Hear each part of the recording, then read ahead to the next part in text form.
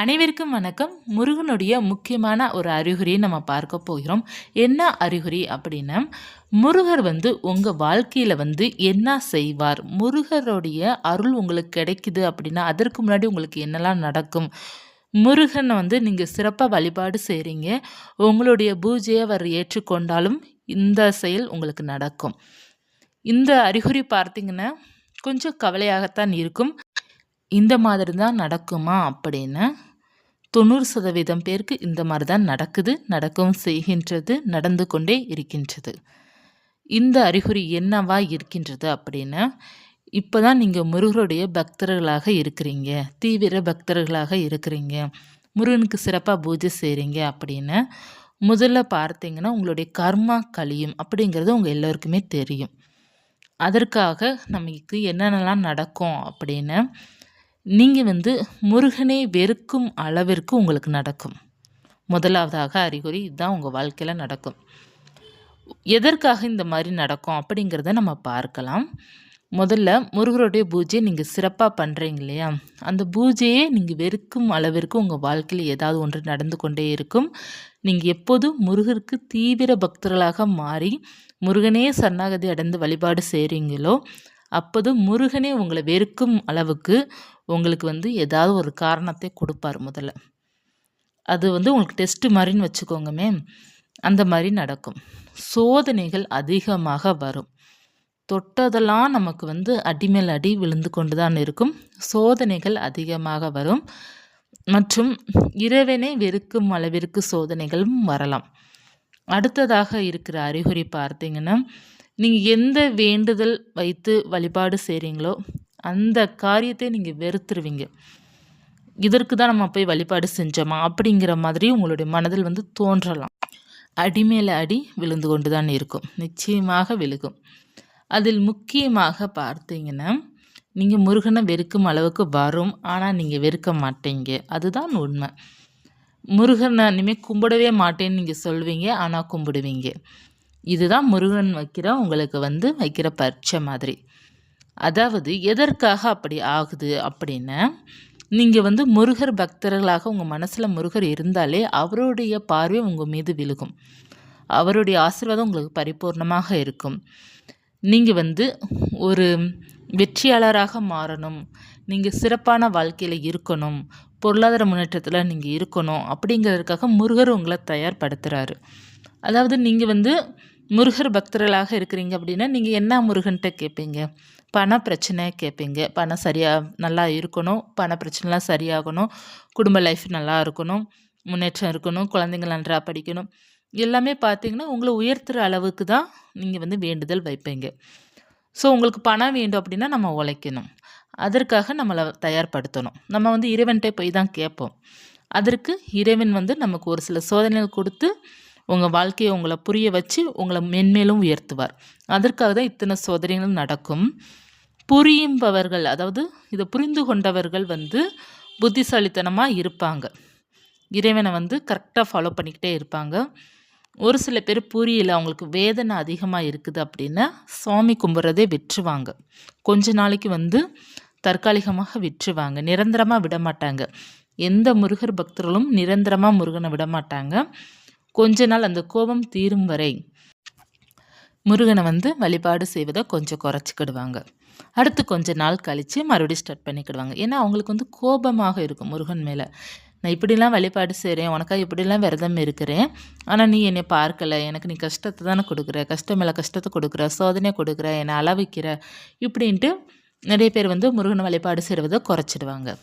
ஆனால் திரும்பவும் வருவாங்க, முருகனே கதி அப்படிங்கிற மாதிரி வந்துடுவாங்க.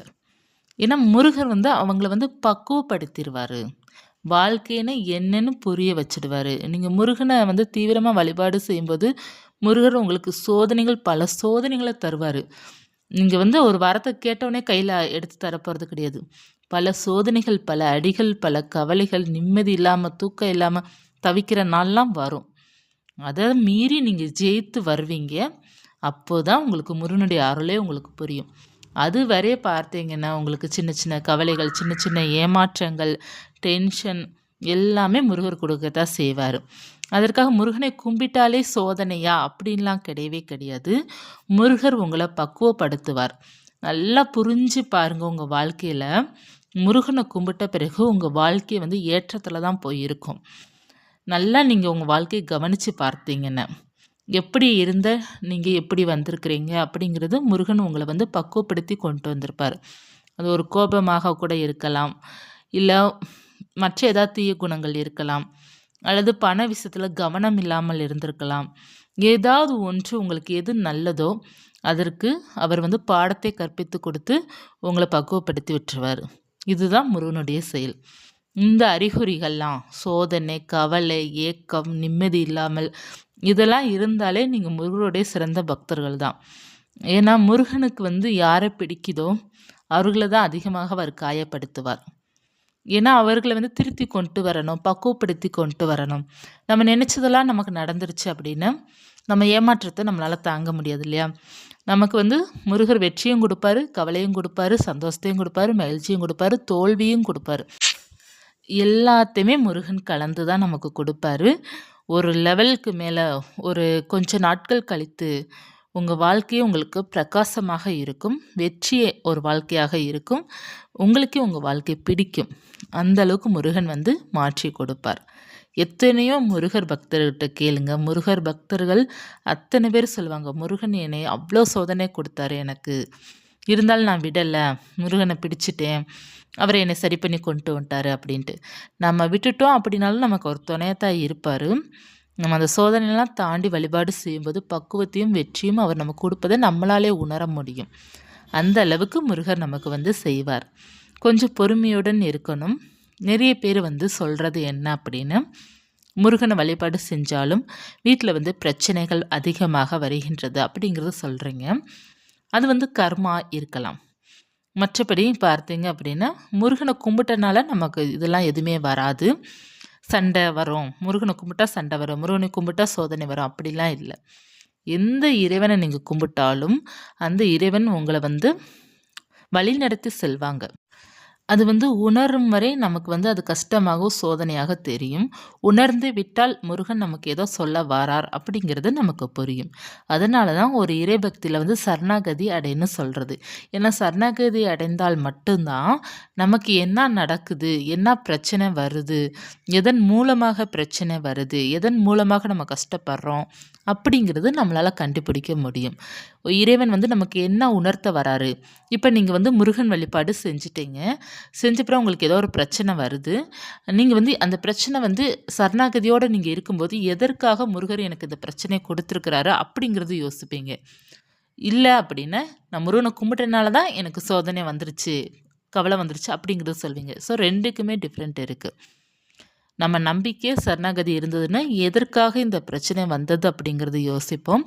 சரணாகதியும் நம்பிக்கை இல்லை அப்படின்னா முருகனை கும்பிட்டனால தான் எனக்கு இத்தனை பிரச்சனை வந்தது அப்படிங்கிறது யோசிப்போம். அதனால் முருகர் வந்து யாருக்குமே பார்த்தீங்கன்னா அளவுக்கு அதிகமாக சோதனையை ஏதோ கொடுக்குறாரு அப்படின்னா அதில் ஏதோ ஒரு நல்லது உங்களுக்கு இருக்கின்றது அப்படிங்கிறது தான் அர்த்தம். அதில் நீங்கள் கற்றுக்கொள்ள வேண்டியது நிறைய இருக்கின்றது. உங்கள் வாழ்க்கையில் உங்களுக்கு தெரிந்து கொள்ள வேண்டியது நிறைய இருக்கின்றது. எல்லாமே அவர் A to Z உங்களுக்கு எல்லாமே சொல்லி கொடுத்துருவாரு. டைரெக்டாகவும் உங்களுக்கு சொல்லிக் கொடுப்பாரு, இன்டைரக்டாகவும் சொல்லிக் கொடுப்பாரு. டைரெக்டாக சொல்லிக் கொடுக்குறது ஃபுல்லாக உங்களுக்கு சோதனையாக தெரியும். இன்டைரக்டாக சொல்லிக் கொடுக்குறதெல்லாம் கொஞ்சம் பார்த்தீங்கன்னா நல்லது போல் நடக்கிற மாதிரி நமக்கு தீமைகள் நமக்கு தெரியும். எல்லாமே முருகனுடைய செயல் தான். நம்மளுடைய கர்மா எல்லாத்தையும் கழிச்சு விட்டுருவார். நமக்கு பாவங்கள் இருக்கின்றது, தெரிந்தும் தெரியாமல் ஏகப்பட்ட பாவங்கள் செய்திருப்போம். அது எல்லாமே சரியாக போயிடும் முருகனை வழிபாடு செய்யும்போது. அதே போல் நீங்கள் அந்த சோதனைகளை எப்போது கடந்து வாரீங்களோ அப்போது உங்கள் வாழ்க்கையில் வசந்த காலமாக தான் இருக்கும். இதை மட்டும் நீங்கள் புரிந்து கொண்டால் போதும். முருகன் வந்து எவ்வளோ சோதனை கொடுத்தாலும் என் முருகன் எனக்காக இருக்கிறார், அவரே என்னை பார்த்து கொள்வார் அப்படிங்கிறத நீங்கள் எப்போதுமே நம்பணும். சரணாகதியோடு இருக்கணும். முருகனை வழிபாடு செஞ்சனால தான் நான் கஷ்டப்படுறேன் அப்படிங்கிற அந்த வார்த்தை உங்கள் மனசில் வரவே கூடாது. முருகர் எப்போதுமே நமக்கு நல்லது செய்வார், நம்ம வாழ்க்கையை உயர்த்துவார், நமக்கு பொருளாதார முன்னேற்றத்தை கொடுப்பார், அனைத்தையும் கற்றுக் கொடுப்பார். அவர் வந்து குருக்கே குரு அப்படிங்கிறது சொல்லுவாங்க முருகரை வந்து. ஸோ அந்த குரு வந்து நமக்கு நிறைய பாடத்தை கற்பித்து கொடுப்பார். முருகர் உங்க கூட தான் இருக்கிறாரு. முருகர் வந்து உங்களுடைய பூஜையை ஏற்றுக்கொள்கிறாரு. முருகர் வந்து நிழல் போல எனக்கு காவலாக இருக்கிறாரு அப்படிங்கிறதற்காக ஒரே ஒரு அறிகுறி, நீங்க பூஜை பண்ணுறீங்க, நல்லா டீப்பா பூஜை பண்றீங்க. அப்ப இருந்து உங்களுக்கு சின்ன சின்ன சோதனைகளும், சின்ன சின்ன கவலைகளும், சின்ன சின்ன டென்ஷனும், ஏன்டா பூஜை பண்றோம் அப்படிங்கிற அளவுக்கு வந்தாலே போதும். உங்களுக்கு வந்து முருகன் பார்வை உங்க மீது இருக்கத்தான் செய்யுது. நீங்க ஒண்ணும் கவலைப்படாதீங்க. முருகன் வந்து அத சரி பண்ணி கொடுத்துருவாரு. இப்ப வந்து அந்த பூஜைக்கு பவரே பார்த்தீங்கன்னா, நமக்கு சின்ன சின்ன சோதனைகள் தான் பவரேவும். நீங்க இப்ப தைப்பூசம் நெறைய பேர் பூஜை பண்றாங்க. அந்த பூஜை நீங்க பண்றீங்க அப்படின்னா, அதில ஏதாவது சின்ன கவலை, சின்ன சோதனை, சின்ன தடங்கல் ஏதாவது ஒன்று வருகின்றது அப்படின்னா சந்தோஷப்படுங்க. முருகன் நம்ம கூட தான் இருக்கிறாரு. அதனால தான் சின்ன சின்ன தடைகள் வருது அப்படிங்கிறத சந்தோஷப்படுங்க. இப்போது நம்ம அறிகுறி அப்படின்னாலே, முருகன் நம்ம வீட்ல இருக்கிறாரு அப்படின்னாலே, நம்ம வீட்ல பூ வாசனை மணக்கும். வீடு நல்லா பாசிட்டிவா இருக்கும். நெகிழ்ச்சியா இருப்போம். இது மட்டும் தான் நம்ம அறிகுறியா நம்ம நெனைக்கிறோம். அது மட்டுமே அறிகுறி கிடையாது. இதுதான் முக்கியமான அறிகுறி. டாப் அறிகுறியே இதுதான். ஆனா, இத வந்து நம்ம ஏற்றுக்கொள்ள மாட்டோம். ஏன்னா, முருகர கும்பிட்டா நமக்கு சோதனை வந்துருமா? முருகனை கும்பிட்டா என்ன பிரச்சனை வந்துருமா? அப்படிதான் நம்ம யோசிப்போமே தவிர, முருகர் வந்து நமக்கு என்ன சொல்ல வரார் அப்படிங்கிறது யாருமே யோசிக்க மாட்டாங்க. முருகன கும்பிடுறதுனால தான் எனக்கு பிரச்சனை வருது. இனிமே கும்பிட மாட்டேன் அப்படிங்கிறது தான் அதிகம் பேர் சொல்றதுக்கு காரணமே தவிர, முருகர் எனக்கு இதில ஏதோ சொல்ல வரார் அப்படிங்கிறது யாருமே ஏற்றுக்கொள்ள மாட்டாங்க. எப்போது அந்த குணம் ஏற்றுக்கொள்கின்ற குணம் வருகின்றதோ, அப்பதான் நீங்க சிறந்த பக்தர் அப்படிங்கிறத நீங்க வந்து எடுத்துக்கொள்ளலாம். அதே போல வந்து முருகன் நம்ம கூட தான் இருக்கிறாரு அப்படின்னு பல பேரை பத்தி உங்களுக்கு தெரிய வரும். யாருடைய குணங்கள், சுற்றி எப்படி எப்படி இருக்கிறாங்க அப்படிங்கிறது எல்லாருக்குமே அவர்கள பத்தி உங்களுக்கு வந்து தெரிய வரும். அதுவே உங்களுக்கு மிக சிறந்த ஒரு பாதுகாப்பு முருகர் உங்களுக்கு கொடுக்குறாரு. அதேபோல ஒரு சில சகோதரி கேட்டிருந்தீங்க, கணவன் மனைவிக்குள்ள பிரச்சனை வருது. முருகருடைய பூஜை செஞ்சோம் அப்படின்னு. அப்படிலாம் கிடையாது. நீங்க வந்து கொஞ்சம் மிஸ் அண்டர்ஸ்டாண்டிங்ல இருப்பீங்க. யாருமே பார்த்தீங்கன்னா 2 பேருமே சண்டை போட்டா அந்த இடத்துல பிரச்சனை வரும். ஒரு ஆள் சண்டை போடல, இன்னொரு ஆள் வந்து சைலன்ட்டா மாறிடணும். அப்படி மாறினா அந்த இடத்துல பிரச்சனை வராது. எப்போதுமே பார்த்தீங்கன்னா, அதிகமாக கோபப்படுகிற நேரம் கொஞ்சம் சைலன்ட் ஆயிரணும். இப்ப வந்து கணவன் மனைவி உறவே ஒரு புனிதமான உறவு. இந்த உலகத்துல எந்த உறவு வேண்டுமானாலும் இல்லாமல் இருந்துருவாங்க. ஒரு கணவனோ மனைவிக்குள்ள பிரச்சனை இருக்குது அப்படின்னா, அந்த உறவு வந்து இனிமையாகவே இருக்காது. மனக்கவலை அதிகமாக கொடுக்கின்ற உறவும் அந்த உறவு தான். அப்படிப்பட்ட அந்த உறவுல பார்த்தீங்கன்னா, சண்டை சச்சரவு அதிகமாக இருக்கின்றது அப்படின்னா, அந்த இடத்துல நிம்மதி ஒன்றி இருக்காது. அப்படி இருக்கும்போது, அந்த பிரச்சனைகள குறைக்கணும்னு நீங்க மனதார நினைச்சீங்க அப்படின்னா, எதனால பிரச்சனை வருது அப்படிங்கிறத முதல்ல நீங்க யோசிக்கணும். இப்போது பார்த்தீங்கன்னா, நெறைய பேருக்கு என்ன பிரச்சனை அப்படின்னா, கணவன் நம்மகிட்ட வந்து டைம் ஸ்பெண்ட் பண்ண மாட்டேங்கிறாங்க. ஆஃபீஸ்ன்னு இருக்கிறாங்க. அப்படிங்கிற மாரி தான் நெறைய பேத்துக்கு பிரச்சனை. நம்மள கொஞ்சம் புரிஞ்சுக்கணும். அவங்களுக்கு என்ன பிரச்சனையோ, நம்மகிட்ட சிடுசிடுன்னு அவங்க விழுகுறாங்க அப்படிங்கிறத புரிஞ்சுக்கிட்டு, கொஞ்சம் சைலன்ட்டா ஆயிட்டு, கொஞ்ச நேரம் கழித்து, உடனே என்னாச்சு, ஏதாச்சுன்லாம் கேட்கவே கூடாது. கொஞ்சம் சற்று அமைதியாக ஆயிடணும். இப்போ அவங்க மாலை 6 மணிக்கு வராங்க, கோபமா வராங்க அப்படின்னு, கொஞ்ச நேரம் எதுவுமே கேட்கக்கூடாது. நீங்க டீயோ, காஃபியோ குடுத்துட்டு, கொஞ்சம் சைலன்ட்டா விட்டுருங்க. கொஞ்ச நேரம் கழிச்சு அவங்களே சொல்லிருவாங்க, இந்த மாரி பிரச்சனை அப்படின்ட்டு. இல்ல என்னுடைய கணவர் வந்து அப்படிலாம் டிஸ்கஸ் பண்ண மாட்டாங்க. அப்படி இருப்பவர்கள் கூட, அவங்க கொஞ்சம் சிடுசிடுன்னு இருக்கிறாங்க, கோவப்படுறாங்க அப்படின்னா, கொஞ்ச நேரம் கழிச்சு என்ன பிரச்சனைன்னு கேளுங்க. அவங்க சொல்ல விருப்பம் இருந்தா சொல்லட்டும். அப்படி இல்லைன்னா நீங்க விட்டுறணும். அவங்கள போட்டு படாப்படுத்தக்கூடாது. என்னாச்சு? ஏதாச்சு? அப்படிங்கிற மாரி ரொம்ப கொஸ்டின் கேட்கக்கூடாது. ஒரு வார்த்தை நம்ம கேட்கணும். அது நம்மளுடைய கடமை. என்னாச்சு? அப்படிங்கிறது கேட்கணும். அவங்க சொல்ல விருப்பம் இல்ல அப்படின்னா விட்டுறணும். அவங்களுக்கா எப்ப முடியுதோ சொல்லுவாங்க. ஒரு சில பேர் வந்து பிரச்சனை வந்து ஷேர் பண்ணுறதுக்கு பயப்படுவாங்க. அதன் மூலமாக பெரிய பிரச்சனை எதுவும் ஆயிடுமோ அப்படின்ட்டு. ஸோ அப்படி இருக்கும்போது கொஞ்சம் புரிஞ்சு நம்ம நடந்து கொள்ளும்போது அந்த இடத்துல பிரச்சனைகள் வந்து குறைய ஆரம்பிக்கும். வாழ்க்கையில் வந்து பிரச்சனைகள் இருந்தால் தான் லைஃபே சுவாரஸ்யமாக இருக்கும். இருந்தாலும் அளவுக்கு மீறி போயிடுச்சு அப்படின்னா அந்த இடத்துல சுவாரஸ்யம் இருக்காது, நிம்மதி கேடும். ஆனால் சின்ன சின்ன பிரச்சனைகளை ரசித்து கொண்டாடுங்க. கொஞ்சம் பெரிய பெரிய பிரச்சனையாக இருக்குது அப்படின்னா சைலண்ட்டாக இருந்து அது தீர்க்க பாருங்கள். இவ்வளோதான். தினமும் யாரெல்லாம் சண்டை போடுறாங்களோ அவங்களுடைய லைஃப் தான் இனிமையான வாழ்க்கை. அது வந்து புரியாது. நம்ம வீட்ல எப்போ பார்த்தாலும் சண்டை வருது அப்படின்னு நினைக்கிறீங்க. சண்டைக்கு அப்புறம் சமாதானம் பண்ணும்போது எவ்வளோ ஒரு ஆனந்தம் இருக்கும் பார்த்தீங்களா? அந்த ஒரு ஆனந்தம் நமக்கு வேணும்னா சின்ன சின்ன சண்டைகளும் நமக்கு வேண்டும். சண்டை இருக்கு அப்படின்லாம் யோசிக்காது. சண்டைய வந்து சமாதானமா படுத்துறது உங்க கையில இருக்கின்றது. நீங்கள் பதிலுக்கு பேசினா தான் அங்கே சண்டை உருவாகும். இப்போ வந்து எந்த பார்ட்னர் வந்து கோவமா பேசுகிறாங்க, இப்போ நீங்கள் கோவமா பேசுகிறீங்கன்னா உங்கள் ஹஸ்பண்ட் சைலண்ட் ஆயிரணும், உங்கள் ஹஸ்பண்ட் கோவமா பேசுகிறாங்கன்னா நீங்கள் சைலண்ட் ஆயிரணும். ஒருவருக்கொருவர் விட்டு கொடுத்து போகணும். அப்படி இருக்கும்போது அந்த சண்டைகளாக சமாதானம் ஆகிடும். நிறைய பேருக்கு வந்து நியூவாக மேரிட் ஆகிருக்குது அப்படின்னா அவங்களுக்கு தான் கொஞ்சம் அண்டர்ஸ்டாண்டிங் இல்லாமல் சண்டை போடுவாங்க. ஒரு 4 இயர் 5 இயர்ஸ் ஆயிடுச்சு அப்படின்னா அவங்களுக்குள்ள சண்டையே வராது. சண்டை போகிறதுக்கு அங்கே ரீசனும் ஒன்றும் இருக்காது, காரணங்கள் ஒன்றும் இருக்காது. குழந்தைங்கள் வளருவாங்க, குழந்தைங்கள படிக்க வைக்கிறது, அப்படியே உங்கள் லைஃப் போய்க்கிட்டு தான் இருக்கும். முதல்ல இந்த திருமணம் ஆயிருக்கு அப்படின்னா ஒரு 4 இயர்ஸ் 5 இயர்ஸ் வந்து கொஞ்சம் சின்ன சின்ன மிஸ் அண்டர்ஸ்டாண்டிங் இருக்கும். அதில் மிஸ் அண்டர்ஸ்டாண்டிங் எப்படி உங்களுக்குள்ள உண்மையாக வருது அப்படிங்கிறது உங்களுக்கு புரியவில்லை. நிறைய பேர் வந்து ஹஸ்பண்ட் ஒய்ஃபுக்குள்ளே இருக்கிற பிரச்சனை வந்து அம்மா அப்பா கிட்ட வந்து சொல்லிடுறது. இப்போ சண்டை போட்டு 5 நிமிஷம் ஆகும், 6வது நிமிடம் தாய்க்கு ஃபோன் போயிடும். இந்த மாதிரி என் வீட்டுக்கார் இப்படி சொல்லிட்டாங்க, புருஷன் இப்படி சொல்லிட்டாங்க, மாமியார் இப்படி சொல்லிட்டாங்க, நாத்தனார் இப்படி சொல்லிட்டாங்க அப்படின்ட்டு அந்த குடும்பத்தில் சண்டை அதிகமாகும். புரிஞ்சிருக்கும்னு நினைக்கிறேன். ஏன்னா அவங்கவுங்க பிள்ளைக்கு அவங்கவுங்க அம்மாவுக்கு அவங்கவுங்க பிள்ளை பொக்கிஷம். ஸோ அவங்க பிள்ளை பக்கத்தில் ஏதாவது தவறு இருந்தால் கூட அவங்க நியாயமாக தான் சொல்லி தருவாங்க. அது பார்த்தீங்கன்னா நீங்கள் பூகமாக வெடித்து விட்டுருவீங்க. ஸோ இப்படி தான் உங்களுக்கு பிரச்சனை இருக்கும். எந்த ஒரு பிரச்சனை வந்து தாயிட்ட அடுத்த நிமிடமே போகுதோ அந்த வீட்டில் வந்து கணவன் மனைவிக்குள்ளே சண்டைகள் இருந்து கொண்டே தான் இருக்கும். இப்போ வந்து அதற்காக நம்மளுடைய தாயிட்ட நம்ம எதுவும் ஷேர் பண்ணக்கூடாதா அப்படின்னு உங்களுக்கு எந்த விஷயங்கள் சொல்லணுமோ அந்த விஷயத்தை மட்டும் தான் நீங்கள் சொல்லணும். இப்போ உங்கள் கணவர் வந்து ஏதோ ஒரு தவறு செய்கிறாரு அப்படின்னா நீங்கள் கட்டாயமாக சொல்லணும். சொன்னால் தான் தெரியும், மற்றவர்கள் வந்து கண்டிப்பாங்க. இல்லை சின்ன சின்ன சண்டைகளுக்கெல்லாம் போயிட்டு என் புருஷன் இப்படி சொன்னாப்புல, எங்கள் மாமியார் இப்படி சொன்னாப்புல சொன்னீங்கன்னா உங்கள் சண்டை பெருசாகிக்கிட்டே தான் இருக்குமே, அதற்கு தீர்வு கிடையாது. முடிந்த அளவுக்கு வந்து நீங்களே சரி பண்ண பாருங்கள். அம்மா கிட்ட போகுது அப்படின்னா அம்மா வந்து நம்ம பிள்ளை நல்லா இருக்கணும் அப்படின்ட்டு அவங்க ஊதி விட்டுருவாங்க. இந்த விஷயத்தில் வந்து நீங்கள் யார் கேர்ஃபுல்லாக இருக்கீங்களோ அவங்களுக்கு வந்து குடும்ப விஷயத்தில் வந்து சண்டைகள் வராது. கணவன் மனைவிக்குள்ளே எந்த மிஸ் அண்டர்ஸ்டாண்டிங் வராது. இப்போ யார் வந்து கணவன் மனைவி சண்டை போடுறாங்களோ அவங்களுக்குள்ள மனசுக்குள்ளே ஓடும், என்ன ஓட்டங்கள் வரும் அப்படின்னு. இப்போ கணவன் வந்து அவங்க அம்மாட்ட பேசினால தான் சண்டை வருது அப்படிங்கிறது நீங்கள் நினைப்பீங்க.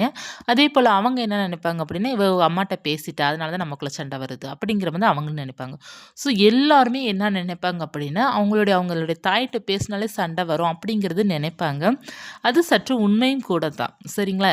இப்போ வந்து நம்ம மனைவி தான் பிரச்சனை கொடுக்கறதில்ல, கணவனும் கொடுக்கத்தான் செய்வாங்க. அவங்க அம்மாட்ட போயிட்டு வீட்டில் நடக்கிறது 4 செவத்துக்குள்ள நடக்கிறது பிரச்சனைலாம் சொல்லிட்டு வந்துடுவாங்க.